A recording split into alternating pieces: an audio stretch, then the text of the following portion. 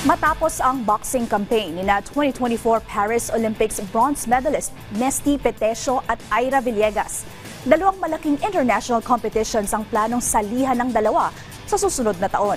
Yan ang ulat ni Paulo Salamati. Nais ni na two-time women's boxing Olympic medalist Nesty Petesio at 2024 Paris Olympic bronze medalist Ira Villegas na may pagpatuloy ang magandang kampanya sa magaganap na 2025 Southeast Asian Games sa Thailand at 2026 Asian Games sa Japan.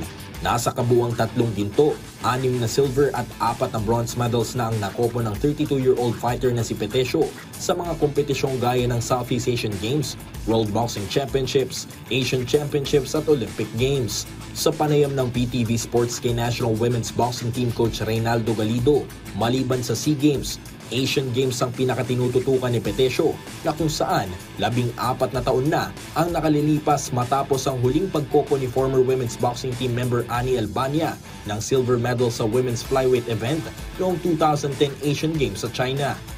Targeting ngayon SEA Games at Asian Games kasi nga yung Asian Games nga sabi niya, Asian Games yan, ilang beses ako maglaro, hindi doon ako nakakagold yan.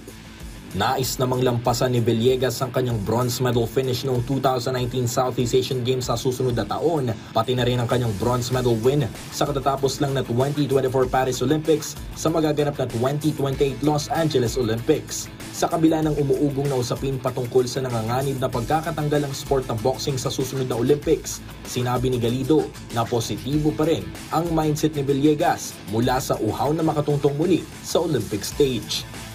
Sabi na sa kanya, Coach, lagi naman ako yan nakarinig na ganyan. Mula pa noon bago mag-Tokyo, sabi nila wala na boxing. LA is nila, fanatic yan ng US sa boxing. So ipopush talaga ng US yan na magkakaroon ng boxing sa 2028 Olympics. Paulo Salamatin para sa Pambansang TV sa Bagong Pilipinas.